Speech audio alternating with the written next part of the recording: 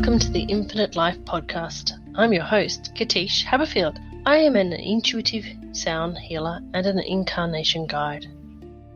This podcast is for you if you wish to make sense of your life by understanding your past, present, and future incarnations. For we are all spiritual beings in a human body who have never died, just changed costumes from life to life in order to have experiences that help our soul grow and expand. My hope is that this podcast helps you weave together strands from all lifetimes so that you can make peace with your journey and understand that you are a perfect expression of your soul in this moment, in this incarnation. Welcome to episode 1. Today we're going to be talking about past lives. And what I want to specifically talk about today is the fact that past lives are really helpful for understanding who we are, why we are, and help us make peace with the way our lives have turned out so far. In each episode of our podcast, we're going to be learning a little bit about past lives, present lives, and future lives, and we'll be listening to a past life story from one of our podcast listeners. They'll let us know how they learned about one of their past lives and what insight it gave them, and how it helped them in their lives. I'll also be sharing some intimate details from my past life reveals and letting you know about some of the things that might be of interest to you when trying to get your head around what it is to be a human being who incarnates time after time. So, grab yourself a cuppa and let's get into episode 1. Now, I'm not sure about you, but I've always been aware about the concept of past lives. For as far back as I can remember, I've been comfortable with talking about death, and I've also been interested in reading about near-death experiences, reincarnation. It hasn't seemed too weird or strange, murky, or against any of my religious beliefs to delve into the concepts of have we lived before, who have I been, and where am I going to in the next life. So in each episode, I'd like to teach you a little bit about past lives, present lives, and future lives, and give you, where applicable, an insight into my journey, and bring you some people through interviews who would also like to share their stories as well. The whole purpose of this is to help normalize discussions about reincarnation. And so we'd like to encourage all discussions, irrespective of religious and cultural backgrounds. All opinions are unique according to our experiences and are valid. So with that, I would like to share a story today of my first past life reveal. So this is a story about the first time that I realized that my current life was being influenced emotionally by a past life. So I'm going to tell you a little story, and I hope you enjoy it.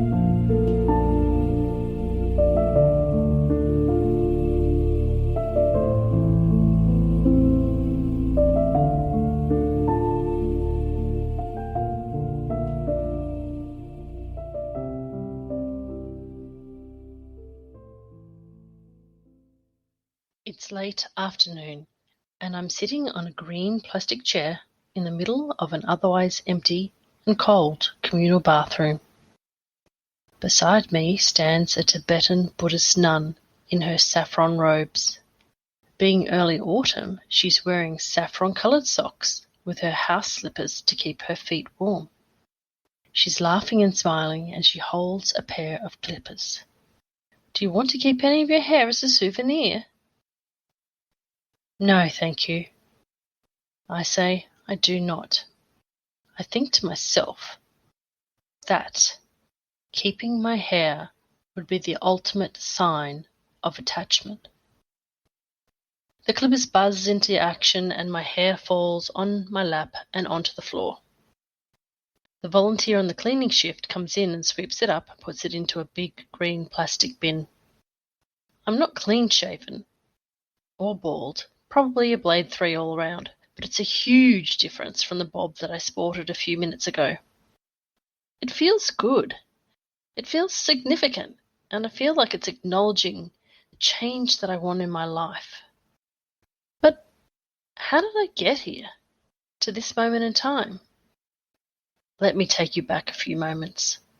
It started with a search for happiness in the pages of a book, or more specifically, a shitload of books. I believe anyone who turns up at the checkout with a book on happiness needs to be given a hug. A book on happiness is like grabbing a polishing rag and an old teapot in the hope of shining a genie. Wishing for happiness won't help one bit until you scratch beneath the surface and figure out what's wrong. I was searching for a way to answer the question, why am I so unhappy? What is wrong with my marriage and why can't I fix it? If you think that sounds like a line from Eat, Pray, Love, well then you're right. I found myself curling up in bed watching Eat, Pray, Love one night, wondering if someone had tapped my thoughts and turned them into a movie. However, unlike Elizabeth Gilbert, I have 2 children, and I can't go searching for answers by leaving the country. The answers to my questions need to be found in my own backyard, which is what has strangely brought me to a Tibetan Buddhist institute. It can be only said that finding the source of my problem and the answers to my questions are not accompanied by inner peace. I am filled with anger and sadness and an overwhelming mixture of anxiety, grief, and guilt.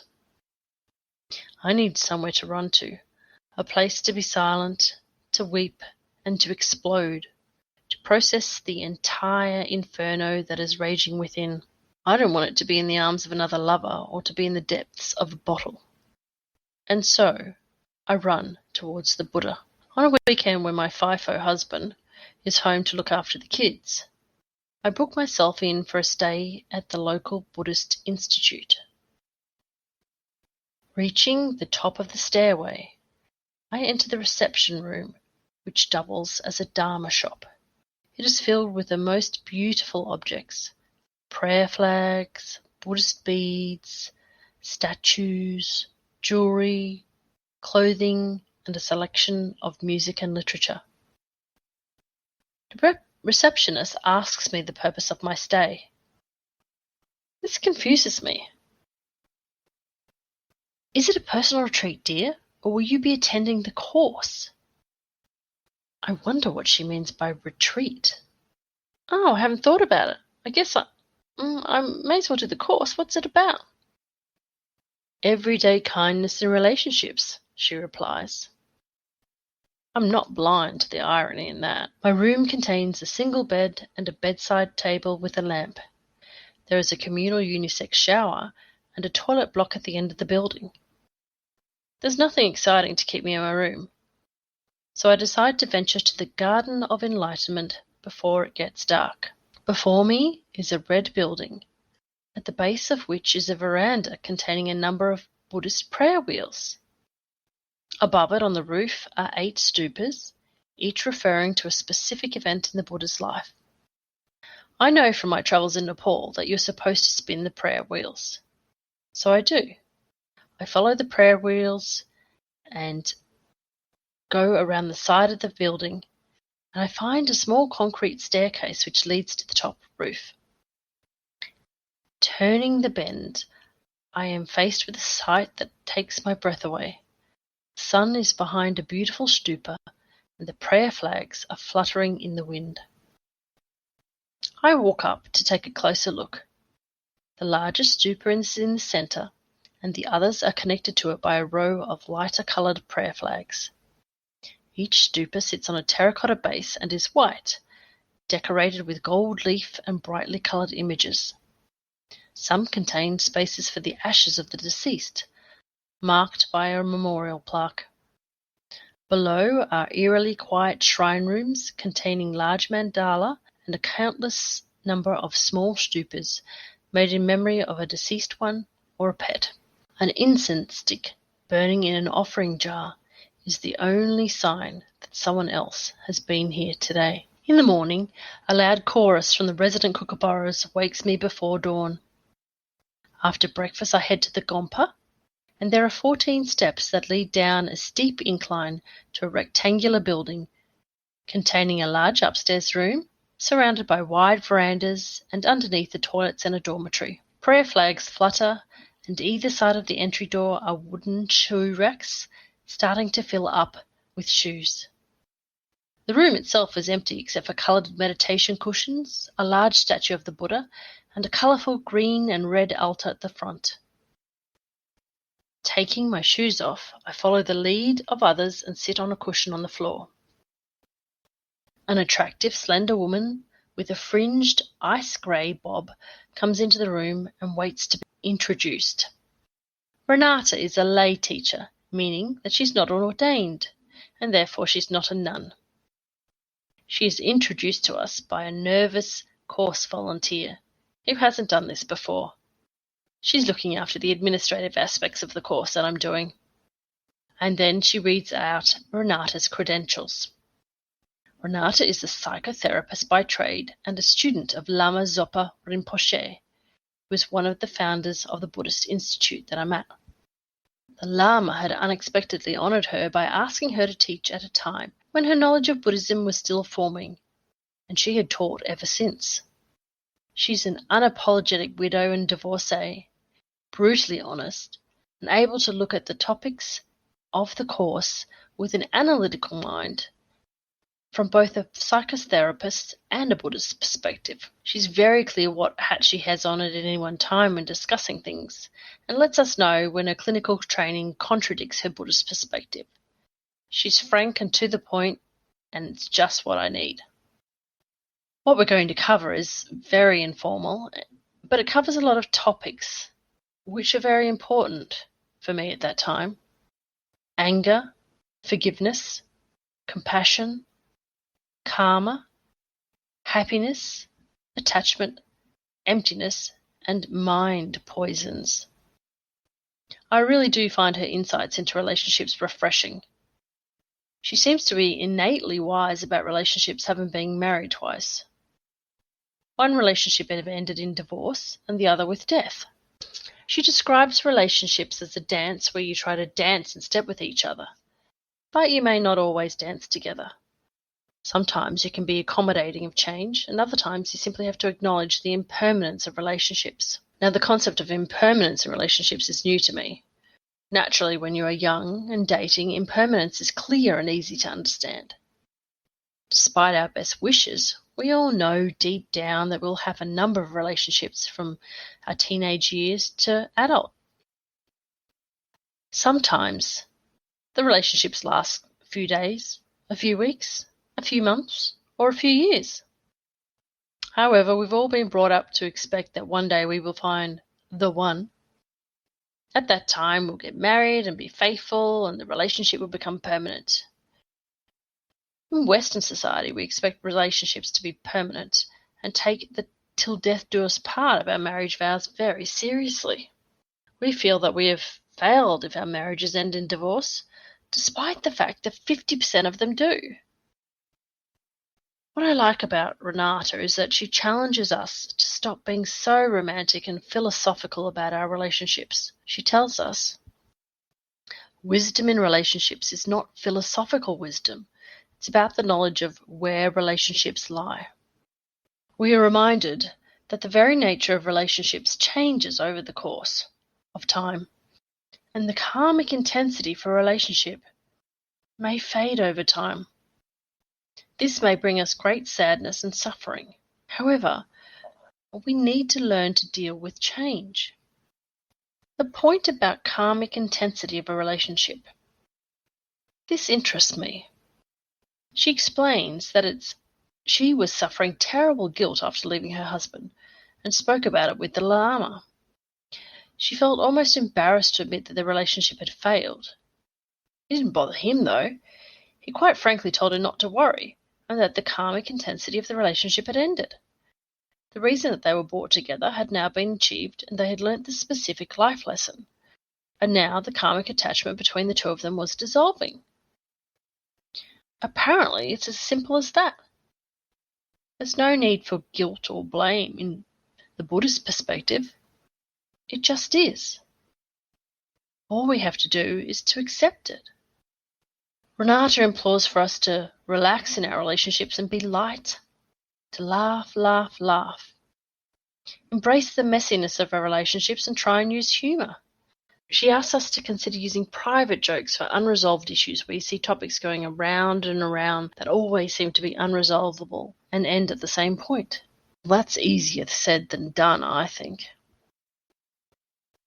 She does remind us that conflict in relationships cannot be defeated by hatred, a point I struggle at that time to understand. When you're in a bad spot in a relationship, you tend to become critical of each other. And each time you criticize each other, it ignites a burning hatred inside of you. And it seems to sit and bubble until life provides you with an opportunity for it to reach the surface and explode. Well, that's my experience anyway. Walking back from my room to the cafe in the evening, the anger does explode inside me. It explodes as a pain in my leg as I am walking, and I have to grab a tree to hold me, to steady myself so that I don't fall over. My old friend sciatica has returned. This would be the start of learning about how emotions can become physical illness in the body, and that we need to learn to pay attention to emotions as they arise so they don't manifest as pain and other things when we stuff them down inside ourselves. After the course, I go back to home, and in the depths of my despair, I have a dream. In the dream, I call out for the help from Buddha Shakyamuni. An image of the Buddha appears in my mind's eye, and I wake sobbing, knowing that he will help me find my way. A few weeks later, I head back to the Institute for the 5-day Easter course, the 7-point mind training. I have no idea what that means, but I'm up for it. This time I stay at my own house and commute each day to the centre. There are over 100 people at this one. It's completely different in format from the previous course that I did with Renata. This is a much more formal course. It's delivered in Tibetan by the Geshe and then translated. All the nuns and monks sit in front of us at low red wooden tables which contain shelves for the sacred books, which cannot be disrespected by being placed upon the floor. The first time the Geshe walked into the room, I burst into tears. Upon seeing him, there is one thought in my mind for which I have no explanation. Oh, Mother, I am suffering. What? Where did that come from? I quietly pull a nun aside at lunchtime and ask her what that's all about. It seems that every single time the Geshe walks into the room after a break, I'm going to burst into tears. And I don't understand why. I've never met him before. What's the reason that I've suddenly become emotional around him?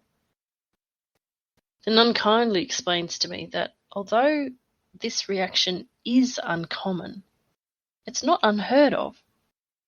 It happens only to people who have a very strong past life karmic connection with each other. There are a couple of familiar faces from the last course who are also doing this one with me. And one of the volunteers in the Big Love Cafe recognises me and strikes up a conversation. He's one of those people that are just so friendly and enjoyable to be around. He seems to know a lot more about this Buddhist gig than me and acts a little bit like an interpretive teacher. We swap war stories over chai and become friends. Each evening after dinner, there is a non-compulsory meditation on offer. I usually go home, and I haven't been attending them because they're usually 1 or 2 hours after the course is finished for the day. During the day, though, we do receive the news that Lama Zopa Rinpoche has manifested the signs of a stroke. I know that all the nuns and Renata from the last course will be very distressed, as most of them have just come back from Bendigo, where the Lama was actually holding a retreat. I feel very sad for all of them. They will be very distressed. But the nuns, they know what to do. They set about organising a medicine Buddha Puja for the evening. And this will replace the normal meditation session. I've got absolutely no idea what this entails, and to be honest, I'm not really interested in attending. However, as I walk down the stairs to go home via the car park, something compels me to walk in the opposite direction to my car and attend the puja. As I walk into the room where the puja is being held, it's already filled with all the resident nuns and monks and the Geshes there and the other course participants. A small square table covered in a purple tablecloth has been set up in the front of the altar. On it is a display of love from the nuns to the Lama. Apparently, the Lama has a great sense of humour, and the nuns want this medicine Buddha Puja to have a playful offering at the altar. There is a row of 8 very large chocolate hearts, which seem to be standing up, because behind them is a row of 8 tea-light candles in small votives. Behind them is a row of 8 Easter Bilby chocolates, and then another row of tea-light candles, and then behind that row, 8 votives filled with sand, 2 sticks of incense in each. Behind that, yet another row containing votives filled with floating flowers. And above this is the piece de resistance, 8 cuddly new children's toys in pink, purple, and white. The nuns seem very pleased with themselves. So, what is a medicine Buddha Puja? Well, according to the Institute, the 4 tantras, the fundamental cause of every disease, is to be found in the 3 delusions of ignorance, attachment, and aversions. Buddhas such as Shakyamuni and the 7 medicine Buddhas are referred to as great physicians because they have the compassion, wisdom, and skillful means to diagnose and treat the root delusions underlying all mental and physical malaise. The 7 medicine Buddhas work to pacify the obstacles to the achievement of temporary happiness, liberation, and the ultimate happiness of full enlightenment.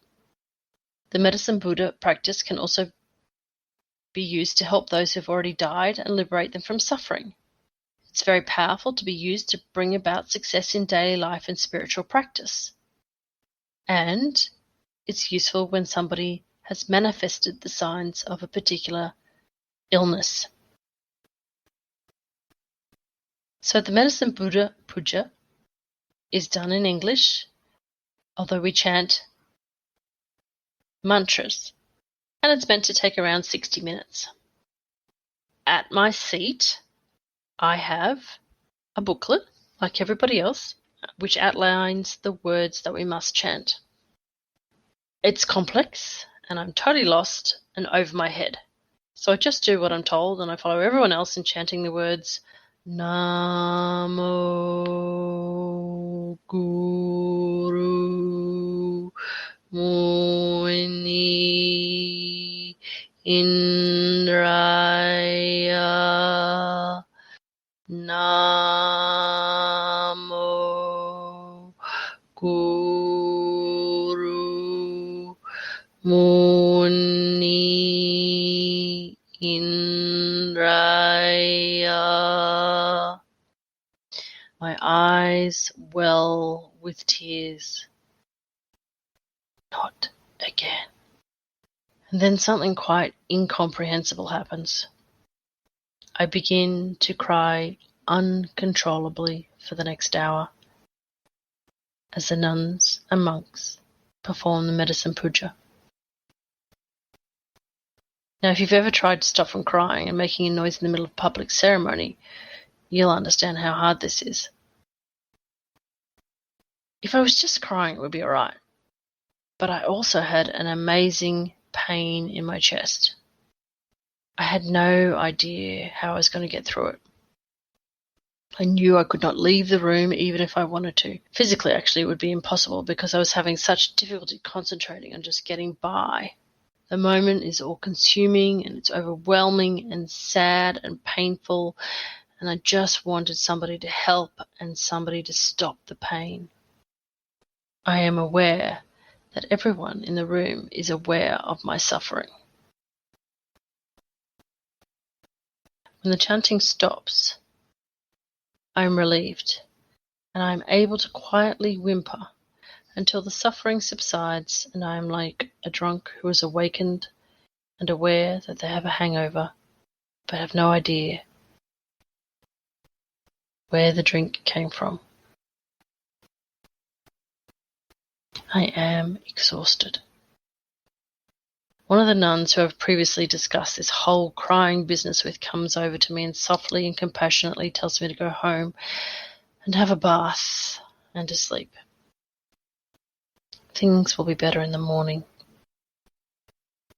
In the morning I feel a bit idiotic, and as though I need to explain myself and perhaps apologize. Amusingly, when I arrive, the nuns hand out badges and proclaim that it is a day of silence.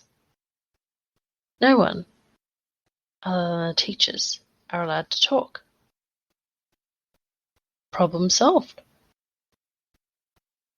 On the last afternoon of the course, I sit listening to Geshe when I notice how much my hair is annoying me.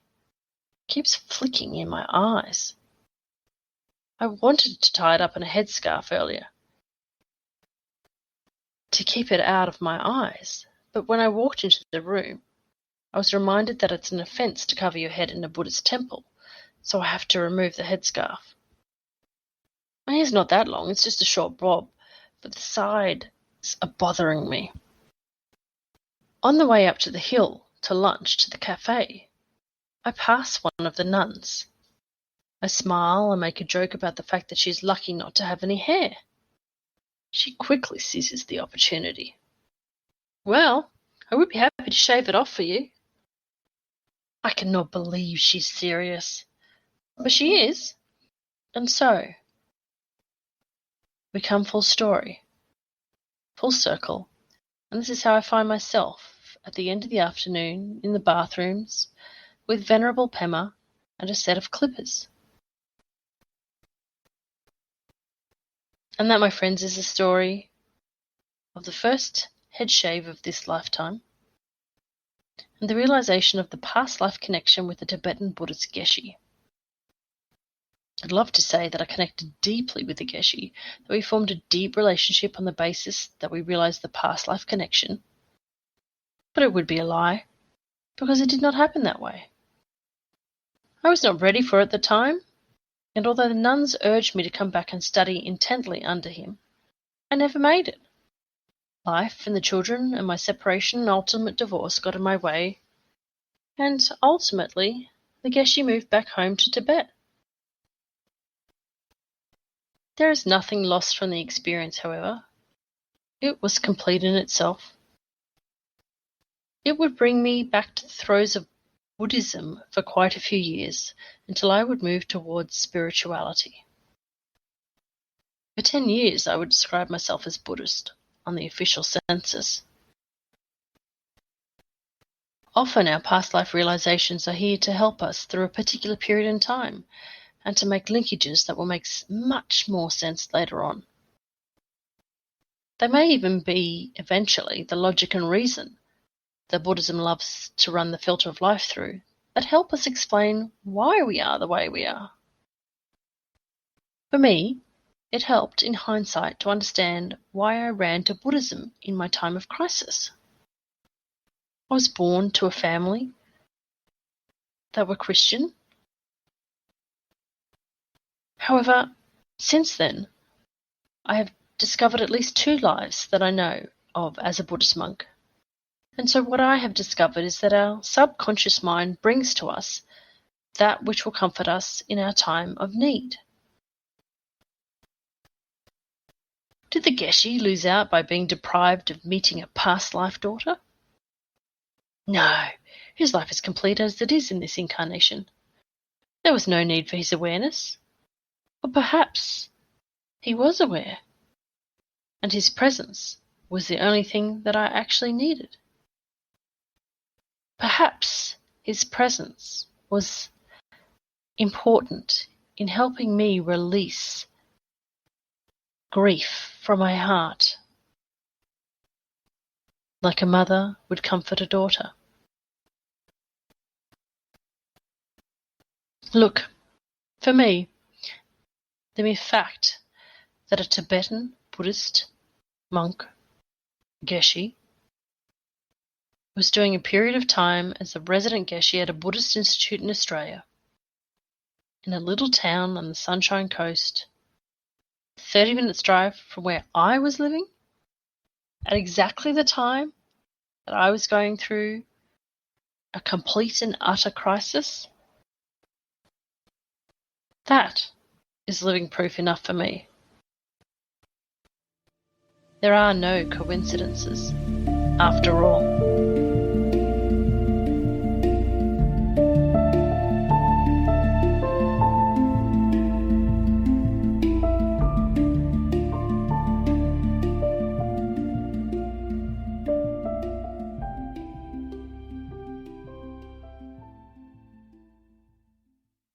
Often our greatest fears in life can be seemingly irrational to somebody else. And what I mean by this is that somebody else could listen to you describe or explain why you're afraid of something, and they would not be able to understand why you're worried about the thing that you're worried about and where that worry came from. Sometimes we've absorbed these fears subconsciously as they've been passed down through our genetics, through our family. You see, what our forebearers, our parents, grandparents, great-grandparents, unresolve emotionally passes down onto their children. So anything that you don't take the time and effort to resolve emotionally in your life will be passed on genetically through to your children. So beliefs and trauma are almost always handed down because the experiences which are stress-inducing and traumatic change us and change our genetic expression at a DNA level. Often this is made worse by the fact that a memorized trauma response is something that is not talked about. For example, we don't talk about rape in families. We've been traditionally taught to keep it hushed. If somebody experiences violence, they might not wish to talk about it with anybody else other than their therapist, and the rest of the family knows not to bring it up. Or perhaps a family member dies in traumatic circumstances. Then the fear of the way that that person died may, for example, be passed along genetically. Say, for example, somebody drowns in a river. We might hear people say something like, "We prefer swimming in the safety of a public pool," without even realizing why they grew up preferring swimming in the safety of a public pool, because nobody's ever talked about the story of the drowning, but it's just a given. I think there's also that story, the famous story about cooking the ham in a cooking pan in the oven and chopping off the end and realizing that it's had nothing to do with a specific recipe, but the fact that a great-grandmother didn't have a pan that was big enough to fit the whole ham in. So it's really important to be in touch with the stories of your family. The sharing of stories is something that we are losing the art of. We are more connected to our friends on social media than our own families these days. When we connect with our gene pool, we can begin to distinguish what emotions are our own from our current life experiences, which emotions and irrational fears come through our families, and which ones are the ones that have got nothing to do with anything that ever happened in our families. These ones are most likely to be related to an incarnation experience. And so when I talk about irrational fears, I find that the majority of them tend to be past life related. Speaking about irrational fears, it's time to hear from our podcast listener Ruby and her irrational fear of house fires.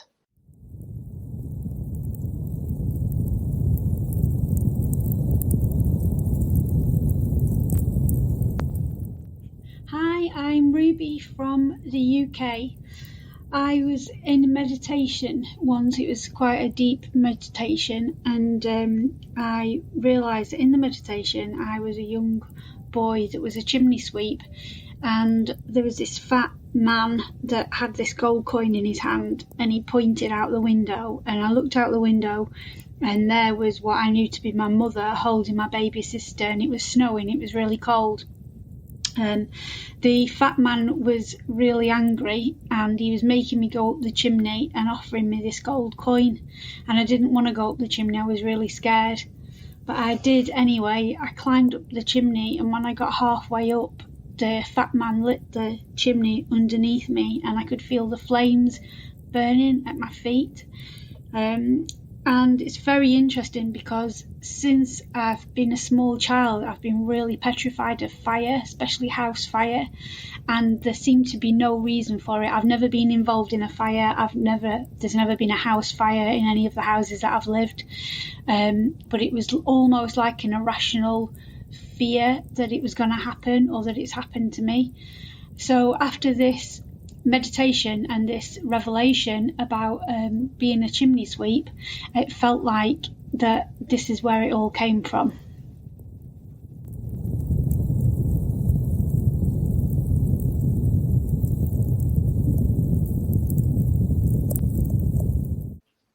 Thanks, Ruby, for your story. I appreciate you sharing that with us. Maybe somebody out there also has an issue with fires, that this might spark some insight and inspiration for you.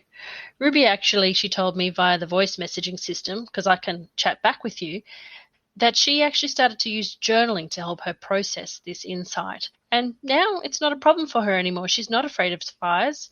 She loves having them inside her house and outside her house. The only thing is, she does admit to double checking the cooktop in the kitchen before she leaves the house, just to make sure that there's not a fire while she's out. Thanks again, Ruby.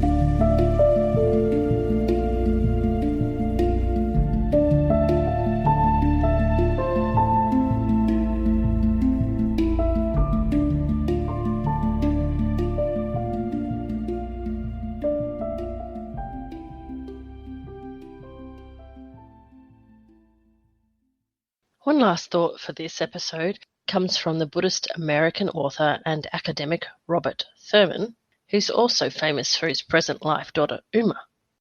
My mind did boggle when I realised that connection many, many years ago. The Buddhists think that because we've all had infinite previous lives, we've all been each other's relatives. Therefore, all of you, in the Buddhist view, in some previous life, have been my mother, for which I do apologise for the trouble I caused you.